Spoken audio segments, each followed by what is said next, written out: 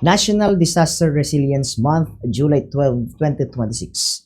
Naghahanda at kumikilos tungo sa panatag na bagong Pilipinas. Tema itangatawan para iti National Disaster Resilience Month. Ipaganatgat iti tema ti panagakar maniputi simple nga panakaammo.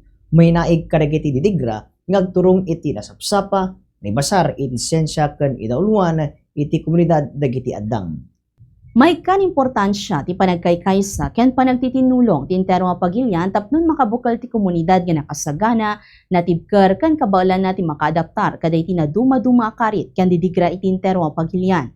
Babaen ti naruwaring Executive Order No. 137 Series of 1999, tinawan ang may pangruna ti National Disaster Consciousness Month iti kada bulan ti Hulyo ken panakaypatungpal ti Civil Defense Deputization Program iti local government level.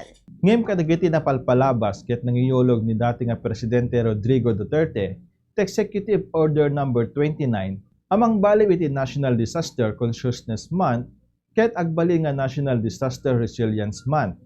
Tapno manipot iti Disaster Awareness Building ket agbalin a Disaster Resilient.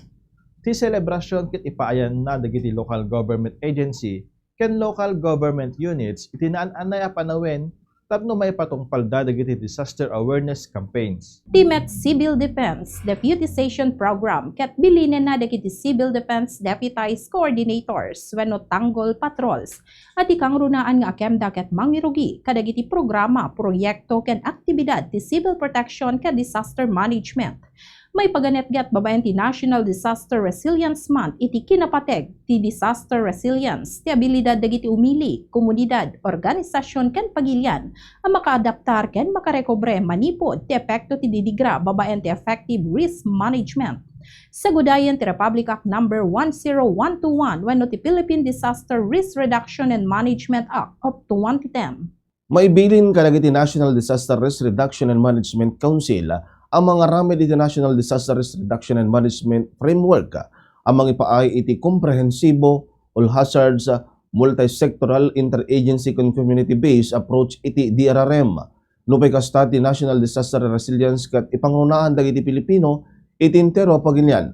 Babaan iti panakaisangkat dagiti aktibidad nga dati pakainaigan iti panangbukal iti disaster resilience nga agsentro kadagiti upad nga thematic areas iti didigra kas iti disaster prevention and mitigation, disaster preparedness, disaster response, ken disaster rehabilitation and recovery. Ti National Disaster Risk Reduction and Management Council ti mangidaulo iti panagsagana pannakikinnamayet, panangurnos ken panangipatungpal kaday iti programa ken aktibidad idinto dagiti regional DRRM councils, local DRRM councils ken barangay DRRM committees ti mangpasigurado iti implementasyon dagiti amin na programa ken aktibidad.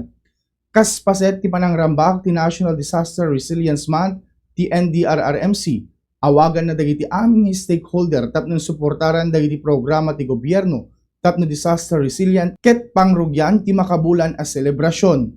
Naduma-duma nga aktibidad iti maramid karagiti naduma-duma nga rehiyon na kas iti Run for Resilience, poster making and quiz big contest. Ininto, nga regiti City Hall officials ken employees, volunteers, manipod karigiti na dumadumang organisasyon na barangay, disaster risk reduction and management committee members, local police, ken personal manipod ti Bureau of Fire Protection, ket nakikaysa iti motorcade. Disaster preparedness is everyone's responsibility. So yun lang gobyerno, ti agar-aramid ti way, tapno mapapigsa ti disaster preparedness. So di patipay tayo kuma ang community ket agobrate met kuma through participation ken dagito yung activities. At tulong-tulong tayo tapno makamit tayo di resilient Ilocos Sur pala. Kat daytan iti special feature tayo. Itatagad daw kadwa. Pimenan women ti Bombo Radio Vegan. Dahito ni Bombo Mylene Cabanilla. Siak ni Bombo Jan Joshua Kapatik. Dito ni Bombo Junari Sabal Alcartado. Daytoy ni Bombo Reynan Fontehon. To'y pagayam yo, Bombo Jonathan Cabildo. Siak ni Bombo Marcus Wakabasaret. This is Bombo Radio Philippines, the #1 radio network in the country. Your trusted source of news and information. Basta Radio. Bombo.